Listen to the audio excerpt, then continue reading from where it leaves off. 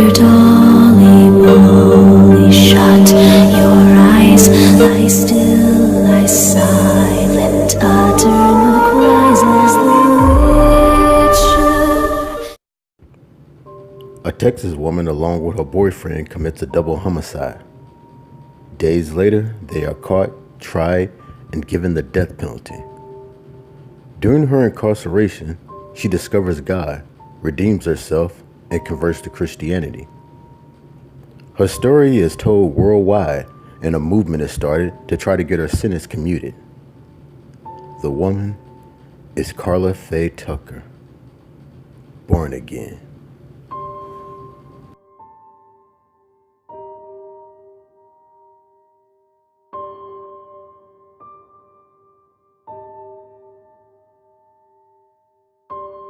Karla Faye Tucker was born on November 18, 1959, to Larry and Carolyn Tucker in Houston, Texas. And like many kids, her childhood was filled with bad influence due to the environment that she grew up in.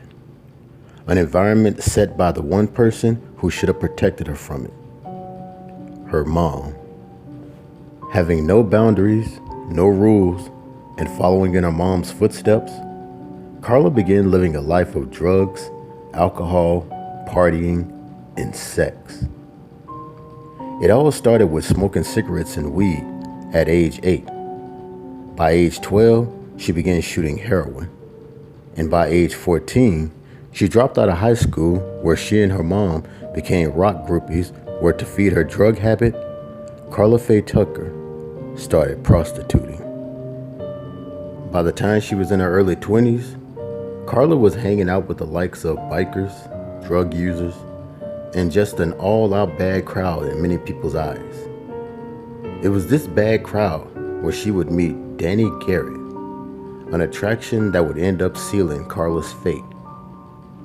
That and her wild attitude that was fueled by drugs and alcohol one weekend when she noticed that one of her friends, Shawn Dean, the wife of Jerry Lynn Dean, a former housemate of Karla's, had bruises on her face after being beat up by Jerry. Upset and enraged by this, Karla Faye Tucker plans out revenge with her boyfriend, Danny Garrett. Around 3 a.m. that morning, with the plan to confront and steal his motorcycle, Karla Faye Tucker and Danny Garrett break into Jerry Lynn Dean's apartment. As Karla Faye Tucker pins Jerry Lynn Dean down, Danny Garrett attacks him with a hammer. After the attack, Garrett then steals the motorcycle parts, leaving Karla in the room with the barely alive Jerry Lynn Dean. So to finish the job, Karla picks up a pickaxe that was lying against the wall and starts hitting him with it, killing him. Killing Jerry Lynn Dean that night was just one of the problems that she had, and it would have ended there had Karla not noticed that second problem. Jerry Lynn Dean wasn't alone. For that night, he was with Deborah Ruth Thornton, a married woman who Jerry Lynn Dean met at a party that night and went home with. A one-night stand that would be her last. Once Karla encountered Deborah, the two struggled over the pickaxe until Danny Garrett came back into the room and broke the two up. Knowing that they couldn't leave any witnesses, Danny grabbed the pickaxe from Karla and killed Deborah Thornton. After committing the murders, stealing the motorcycle, and Jerry Lynn Dean's money, Karla Faye Tucker and Danny Garrett fled the scene. A little over a month passes, but due to Karla Faye Tucker's proud bragging about the murders, she and Danny Garrett were arrested and charged with first-degree murder. Their punishment? The death penalty. Karla Faye Tucker would spend 14 years on death row, and during that time, she would go through a major transformation. Not being surrounded by the environment of drugs, alcohol being so easily available, Karla's body detoxes itself.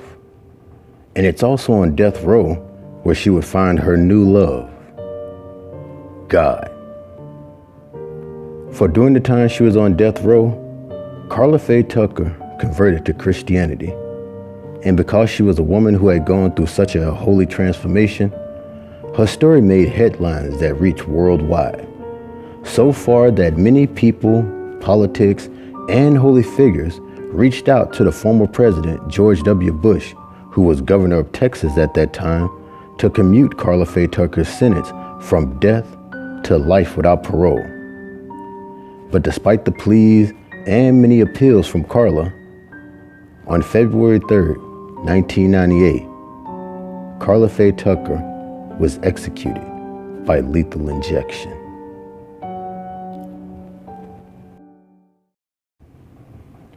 Over the years since Karla Faye Tucker's execution, a lot of people have asked the question, if Karla hadn't been caught, tried, and sentenced to death, would she still be that drugged up prostitute and party girl? Maybe, maybe not. We'll never truly know.